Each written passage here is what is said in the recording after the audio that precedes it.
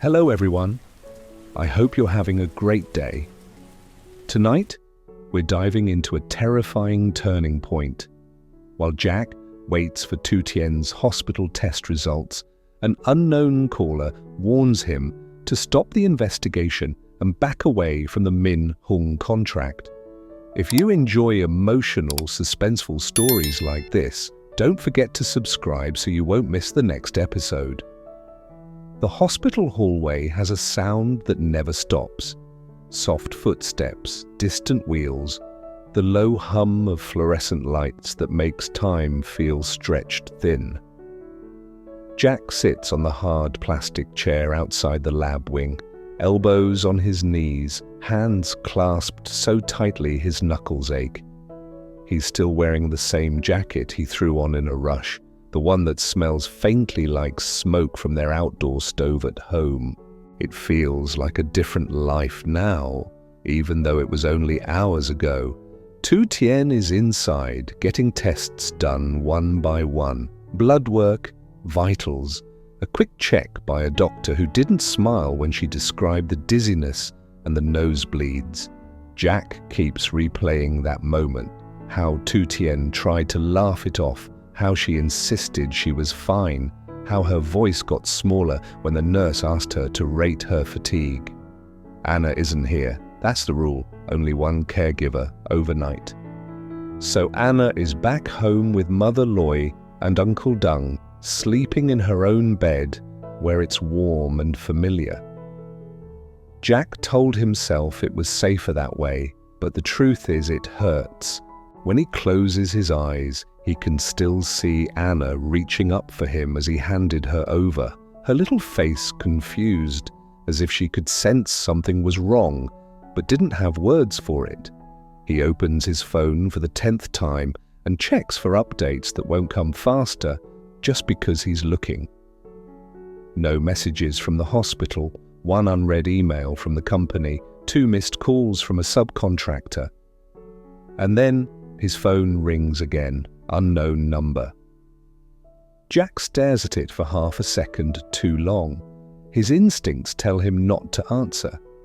But instincts don't help when your wife is behind a closed door and your entire life is balancing on one thin edge. He answers. "Hello," he says quietly, keeping his voice low so no one around him can hear. A man speaks on the other end, calm and certain, like he's reading instructions. "If you want peace," the voice says, "stop the investigation and don't re-sign the contract." Jack's heart gives a heavy, controlled beat. He doesn't move his face. He doesn't look around like a scared man. He forces his breathing to stay slow. "Who is this?" Jack asks. The caller doesn't answer. "You're smart," the voice continues. "Smart enough to know what happens when people don't listen." Jack tightens his grip on the phone, but his tone stays steady. "If you're calling me, you want something, so tell me what you actually want." A soft pause, like the man is amused by Jack's composure. "I want you to stop," the caller says. "Stop cooperating, stop chasing names, stop pretending you're bigger than you are." Jack's eyes drift to the door of the lab wing. He thinks of Tu Tien lying in that small room earlier, pretending she wasn't afraid. He thinks of the blood-stained tissue that exposed her secret. He forces his mind to stay sharp. "You know I'm at the hospital," Jack says, "so you're watching." Another pause. "I know where you are," the man confirms. "I know what you're trying to rebuild. I know Minh Hung is giving you a second chance, and I know exactly where your weak point is." Jack's throat goes tight, but he keeps his voice even. "If you mean my wife, then congratulations. You've discovered something obvious." The caller's tone turns slightly colder. "You should be grateful I'm warning you, because the next warning won't be a phone call." Jack leans back in the chair like this is just a difficult client conversation. His mind races. The warehouse fire, the missing workers, the arson suspects Officer Thu mentioned. Now this. It's all connected, and someone is close enough to know his movements in real time. Jack chooses his next words carefully, like he's laying bait on a hook. If you don't want me to re-sign, then you're afraid of the project. You're afraid the partnership comes back. That means you're not just a thug, you're part of the sabotage. The line goes quiet for a moment, just long enough for Jack to feel the shift. Be careful, the voice warns. You talk too much, Jack presses. Tell me what you want me to do tomorrow. Delay the inspection? Cancel it? Lie to Minh Hung? The caller exhales once, sharp. You don't sign, you don't push, you stay small, you keep your wife at home, you keep your head down. Jack feels a flash of anger, so hot it almost breaks his control. He swallows it down. And if I don't? The man's voice lowers, smooth and dangerous. Then you won't have peace at home, or at the hospital. The call ends. Jack stares at the screen for a second, chest tight, then immediately moves. He saves the number, screenshots the call log, and stands. He doesn't know if it's traceable, he doesn't know if it's a burner, but he knows one thing with certainty. Whoever this is, they're close enough to scare him on purpose. He walks straight to the nurse's station. "Hi," he says, keeping his voice respectful but urgent. I'm here with my wife, Tu Tien. We received a threatening call. Someone knows we're at this hospital. I need security tightened on this floor, especially near her room. The nurse looks up, reading his face, then the way his hands shake just slightly. Do you want to report it? I already have law enforcement involved, Jack says. Please call security and ask them to watch the entrance cameras. Anyone coming up here should be checked. The nurse nods, already reaching for the phone. Jack turns and walks back toward Tu Tien's room, his mind split in two directions, one half still hearing the caller's voice, the other half praying Tu Tien's results aren't worse than what they fear. When he reaches her room, he pauses at the door. Tu Tien is lying on the bed, eyes half open like she tried to rest but couldn't. Her skin looks pale under the harsh light. When she sees Jack, she tries to smile. You came back fast, she whispers. Jack crosses to her and sits down, immediately taking her hand. It's cold, too cold. How are you feeling? He asks. I'm okay, she says, automatic. Just tired. Jack places the back of his fingers against her forehead. Warm. Not burning, but enough to make his stomach sink. You have a fever, he says gently. Tu Tien turns her face away. It's nothing. I just need sleep. Jack lowers his voice. Someone called me, he says. A threat. They told me to stop the investigation and not re-sign with Minh Hung. Tu Tien's eyes snap back to his face. Her calm cracks just for a second. They know you're here? Jack nods. Yes. Her breathing quickens. Then she forces it down, swallowing her fear like she always does. Jack, she whispers, please don't let this ruin the project. Jack feels something break and harden inside him at the same time. Stop saying that, he murmurs. Your health is not a sacrifice I'm willing to accept.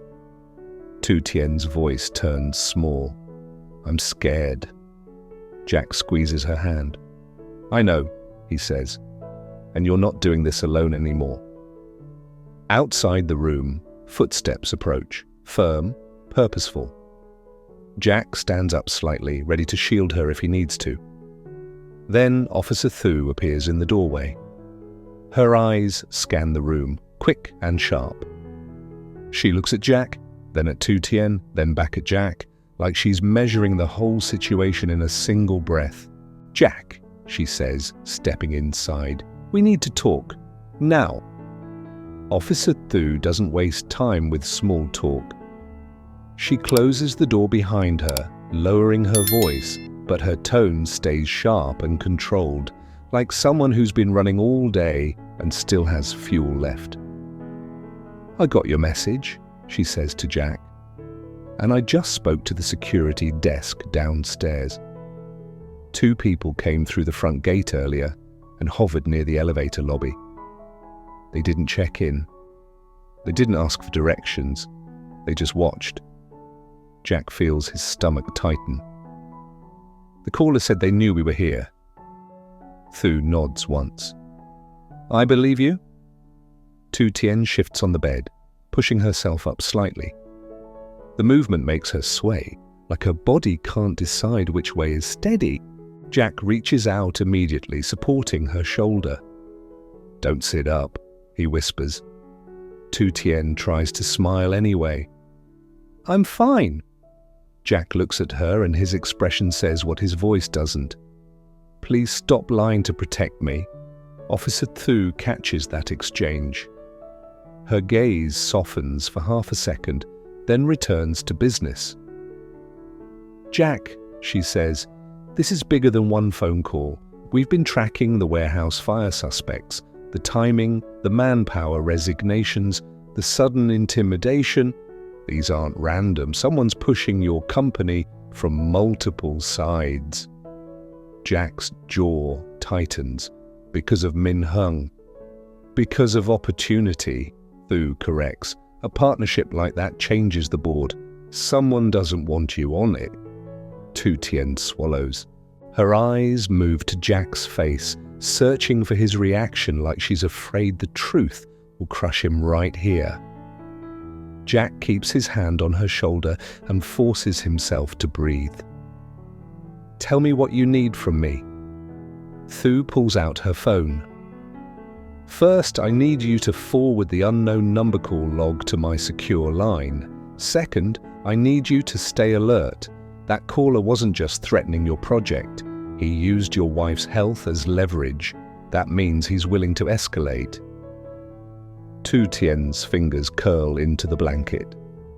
"So, someone is watching the hospital?" "There's a possibility," Thu says carefully. "Not certainty, but enough that we treat it as real." Jack looks toward the hallway. "What about the witness you mentioned earlier?" Officer Thu's expression hardens again. "That's why I came in person. The witness stopped responding. Their last location ping was near the industrial road outside town. We sent officers. No contact yet." Jack's chest goes cold. "So the caller might be connected to that too." "That's my concern," Thu says. "People who burn warehouses don't suddenly stop at property damage. When they start threatening a hospital, it's not just sabotage anymore. It's intimidation with a human target." Tu Tien's breathing becomes shallow. Jack notices immediately. "Hey," he says, lowering his voice to her level. "Look at me. Slow breaths. You're here with me." Tu Tien nods, but her eyes shine with fear she's been holding in all week. "Jack, I told you." "Don't lose Minh Hung because of me." Jack closes his eyes for a beat, fighting frustration, not at her, but at the fact that she still thinks love means disappearing. "You are not the reason I lose anything," he says. "You're the reason I fight." Officer Thu clears her throat softly, giving them a second without leaving the room. Then she steps closer to Jack, angling her screen so only he can see. "Now," she says, "I want you to look at this." It's a still frame from a hospital security camera. Grainy, slightly tilted. 2 figures near the entrance gate. One is turned half away, face partially hidden by a cap brim. The other, clearer, has his head lifted just enough for the camera to catch the line of his jaw, the shape of his nose, and a distinct mark near his eyebrow. Jack's pulse spikes. He was here? Yes, Thu says. And that's not the first time we've seen him. She swipes to another image, this one from a different camera. The lighting is harsher, the angle wider, a road near the warehouse area on the night of the fire. The timestamp sits in the corner like a silent accusation. There he is again. The same face. Same mark near the eyebrow. Jack's mouth goes dry. You sure it's him? Thu nods. Our system flagged it after we enhanced the hospital footage. I recognized him because I've been staring at warehouse area images for days. Jack looks from the phone to Tu Tien, then back. So, the warehouse arson and the hospital threat are connected. That's the link, Thu says. And it changes how we treat your family's safety. Tu Tien's voice comes out thin. So they might come inside? Thu's response is calm but firm. We're not going to let that happen. I already requested security to increase patrols on this floor and log anyone who enters. If someone tries to get close, we'll know. Jack's hand tightens around the edge of the bed. What do you want me to do tonight? I want you to do two things, Thu says. First, stay with her. Don't leave her alone, not even to take a call in the hallway. Second, don't try to be a hero outside the hospital. If they want you to move, it's because they want you isolated. Jack nods slowly, but another worry rises up immediately. What about Anna? She's at home with Mother Loy and Uncle Dung. Officer Thu's eyes sharpen. Where exactly? At our house, Jack says. Mother Loy's there, Uncle Dung too. The dogs are outside, the gate stays locked. Thu exhales. That's better than her being here. Hospitals are crowded, unpredictable. At home, you can control the environment. Tu Tien looks away, guilt flickering across her face. I should be there with her. Jack cups her cheek gently, keeping his voice steady. Anna is safe. Mother Loy knows what she's doing. You need to focus on getting through tonight. Tu Tien's eyes fill again. I hate this. I know, Jack says softly, but we're going to handle it. A nurse knocks and steps in with a small tray. Thermometer, paperwork, a cup of water. She checks Tu Tien's temperature, frowns slightly at the number, and scribbles a note. I'm going to inform the doctor, she says. We'll prioritize your blood test result. Tu Tien nods, trying to look composed. The second the nurse leaves, Tu Tien leans closer to Jack and whispers as if the walls might repeat her words. Promise me one thing, she says. Jack's heart twists. Don't make me promise to leave. Tu Tien shakes her head faintly. Promise you'll still show up for Minh tomorrow. Jack stares at her. Tu Tien. She presses on, voice trembling. If I'm sick, it's not because you chased your dream. If you lose your dream because of me, I'll never forgive myself. Jack's face tightens, emotion rising like a storm he's trying to hold behind his ribs. You're asking me to split in half? I'm asking you to not throw away everything, she whispers. Officer Thu watches them quietly, then steps in, not as an officer, but as someone who understands what pressure does to a family. Jack, she says, you can do both, but not by running yourself into the ground. If Minh wants an inspection tomorrow, we can coordinate. We can assign patrol near your site. We can also have someone check on your home. Jack's eyes lift. You can do that? Thu nods. If there's a credible threat connected to an arson case, yes. But I need you to cooperate fully. No secrets, no independent moves. Jack glances at Tu Tien. That word, secrets, hits harder than it should. Tu Tien's gaze drops. She knows he's thinking about her hidden symptoms, the tissues, the medicine she tried to erase. Jack takes her hand again, firm and grounding. "No more secrets," he says quietly, not accusing, just deciding. Tu Tien nods, a single tear sliding down. "Okay." A few minutes later, the doctor arrives, flipping through fresh pages. His expression is serious but controlled, the way doctors look when they don't want to scare you, but they also can't lie. "Tu Tien," he says, "some of your symptoms aren't consistent with simple seasonal issues. We need to run a full panel tonight. That means you stay here. We'll monitor you closely." Tu Tien's lips part, fear rising fast. She looks at Jack, and for the first time she doesn't try to smile it away. Jack leans in. "I'm here," he says. "I'm not going anywhere." The doctor nods at Jack. "And you," he adds, "if you notice anything unusual, dizziness worsening, heavier bleeding, fainting, call immediately." "Do not wait."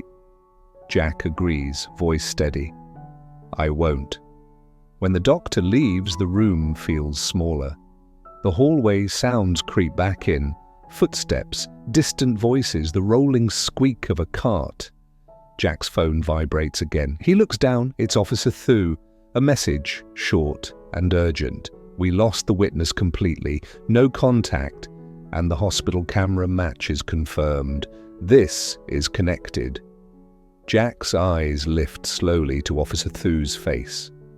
She reads the shift in his expression immediately. "What is it?" she asks. Jack swallows. "The witness is gone." Officer Thu's jaw tightens. "Then we're no longer dealing with maybe. We're dealing with active threats." Tu Tien's fingers squeeze Jack's hand like she's holding on to the last stable thing in the room. Jack stares toward the door, then back to her. Pale, exhausted, fighting fear with every breath. He realizes something with sharp clarity. The war outside his home has officially entered the hospital. And now he has two battles to survive at once, one for his company's future and one for the life beside him that matters more than any contract on earth. Jack waits in a hospital hallway while Tu Tien undergoes urgent tests. The tension spikes when an unknown number calls with a threat. If he wants peace, he must stop the investigation and not re-sign the Minh contract. Jack keeps his voice calm, trying to draw the caller out, but his mind spins. Someone knows he is at the hospital, understands the partnership stakes, and knows Tu Tien is his weakest point. Inside, Tu Tien's fever returns from exhaustion. She overhears Jack telling security to tighten control and realizes danger is close. Officer Thu arrives in person, warning that rivals may be using violence and economic sabotage to destroy Jack's company. Then security footage shows a clear face of a suspicious visitor, and Thu recognizes him from the warehouse fire scene. The arson case and the hospital threat are linked,